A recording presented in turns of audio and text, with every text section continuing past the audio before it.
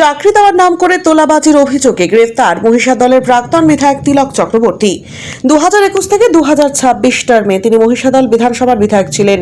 26-এর নির্বাচনে ফের দাঁড়িয়ে বিজেপির কাছে পরাজিত হন তিলক। এবার চাকরি দেওয়ার নাম করে তোলাবাজির অভিযোগে মহিষাদল থানার পুলিশের হাতে গ্রেফতার হলেন তিনি। রাত 10:45 নাগাদ মহিষাদলের রথতলার বাড়ি থেকে তাকে গ্রেফতার করে মহিষাদল থানার পুলিশ। আগামীকাল তাকে কোর্টে তোলা হবে এমনটাই জানা গিয়েছে পুলিশ সূত্রে।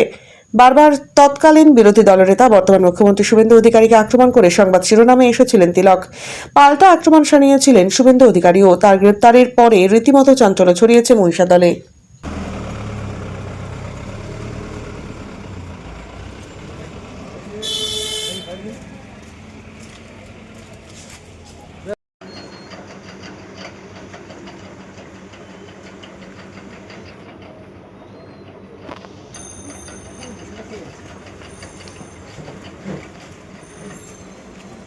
দাদা আপনাকে কেন গ্রেপ্তার করা হয়েছে? পুলিশ বলবে। দাদা টাকা নিয়েছেন চাকরি দেওয়ার জন্য? মিথ্যা অভিযোগ। আস্তে আস্তে আস্তে আস্তে।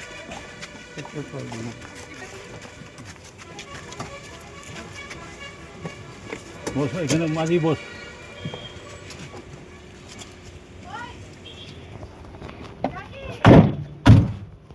দাদা আপনাকে কেন গ্রেপ্তার করা হয়েছে? পুলিশ জানে, পুলিশ একটু দাদাকে মিথ্যাভাবে ফাঁসানো হচ্ছে বলে মনে হয়। চলো, এটা সময় বলে দেবে।